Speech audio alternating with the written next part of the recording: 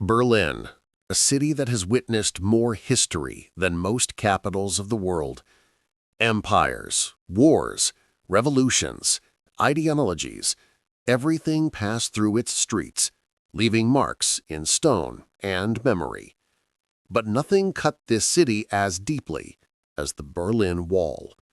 For 28 years, concrete and barbed wire separated East and West, separated families, friends, lovers, separated freedom from repression. But the wall was never just a physical barrier. It became a symbol of fear, a symbol of the Cold War, a symbol of ideological division, and a testament to the human struggle for freedom. Today we will travel from the ruins of World War II to that unforgettable night on November 9, 1989, when thousands embraced for the first time in decades. This is the story of the wall that stopped being a wall. Germany surrenders. Its cities lie in ruins, and Berlin is the most devastated of all. Berlin is divided not by geography, but by power. The Allies, the Soviet Union, the United States, Britain, and France take control of 4 occupation zones. The paradox: Berlin is inside the Soviet zone, yet the city itself is also divided into 4 parts. Once vibrant neighborhoods became silent skeletons. People scavenged for food and water. Entire districts were reduced to rubble. Berlin was no longer the heart of Europe. It was becoming the heart of the Cold War. The Allied partnership quickly dissolves. The Soviet Union and the West develop opposing visions for Germany's future. The Marshall Plan accelerates Western recovery. The Soviet Union responds with tighter control over the East. By 1949, Germany officially splits. The Federal Republic of Germany, West Germany, and the German Democratic Republic, East Germany. This division will soon reshape the world and erect one of the most infamous structures in human history. East Germany faced a crisis. People were leaving in huge numbers. Berlin became the escape hatch. By simply boarding a train from East Berlin to West Berlin, anyone could step into a different world. East Berlin, gray, controlled, filled with slogans. West Berlin, bright lights, consumer goods, modern culture. Between 1949 and 1961, more than 2.7 million East Germans fled. Most were young, educated, skilled workers. The future of East Germany was draining away. Its leaders saw only one solution: block the exit. August 12, 1961. Evening. Berlin goes to sleep as usual. But at 2 a.m., the city awakens to an operation shrouded in secrecy. Thousands of soldiers, police, and construction crews begin sealing the border. Berlin wakes on August 13 to a new reality. Streets cut off, rail tracks severed, neighborhoods split in half, families separated without warning.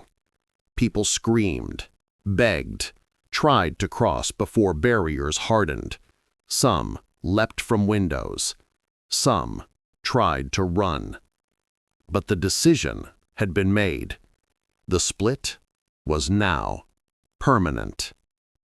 The first barrier was just barbed wire. Then came bricks, then concrete, then an entire defensive ecosystem. By the mid-1970s, the Berlin Wall consisted of smooth 3.6-meter concrete slabs, an anti-climb pipe on top, 300 guard towers, floodlights, trenches, alarm fences, minefields, automatic firing devices, and a deadly open death strip up to 150 meters wide.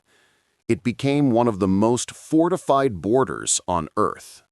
East Germany called it an anti-fascist protection rampart, but the world knew its real name, the Death Strip. Heavily patrolled, illuminated by blinding floodlights, guarded by soldiers with orders to shoot. At least 140 people died trying to cross. Many more may never be officially counted. The wall became a symbol, not of protection, but of fear. Despite the danger, escape attempts never stopped. People dug tunnels stretching over 100 meters. They built homemade hot air balloons. Smugglers created secret compartments inside cars. Someone even tried a makeshift zip line. Some escapes succeeded and became legends. Others ended in tragedy. One of the most heartbreaking stories is that of Peter Fechter, an 18-year-old who tried to climb over the wall in 1962. Shot by border guards, he laid bleeding for nearly an hour while crowds begged soldiers to help. He died within sight of the freedom he sought. His death shocked the world.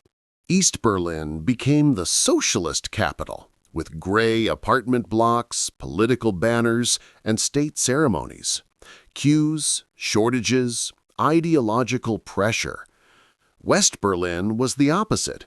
Neon lights, cinemas, jazz clubs, free press, Western fashion. Two realities, two worlds, separated by a few meters of concrete, but psychologically, they were light years apart.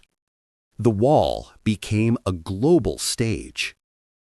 In 1963, President John F. Kennedy visited Berlin and declared, "Ich bin ein Berliner," a message of unity that resonated across the world.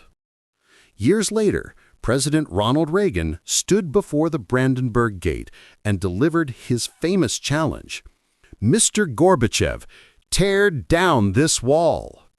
Those words became the echo of a world longing for change. By the late 1980s, East Germany was struggling. The Soviet Union began reforms, glasnost, and perestroika. Eastern Europe started opening its borders. Fear no longer sustained the system. People demanded change. The wall stood, but the world around it was collapsing. Hundreds of thousands took to the streets of Leipzig, Dresden, and Berlin. The demonstrations were peaceful, filled with candles, prayers, chants for freedom. Peaceful pressure strengthened. The authoritarian system weakened.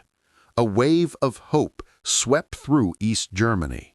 November 9th, 1989, a night that rewrote history.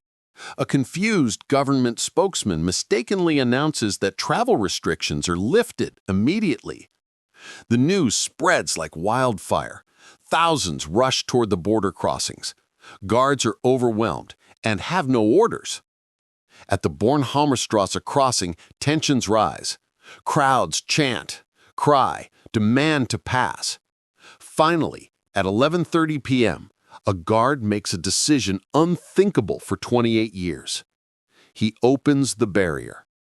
People flood through, laughing, hugging, weeping, climbing on top of the wall, dancing, singing, celebrating freedom. The wall doesn't fall from force. It falls because people stop believing in it. Just 1 year later, Germany is whole again. October 3rd, 1990, Reunification Day. Flags wave across Berlin. The world watches as a nation heals. What once seemed impossible becomes reality.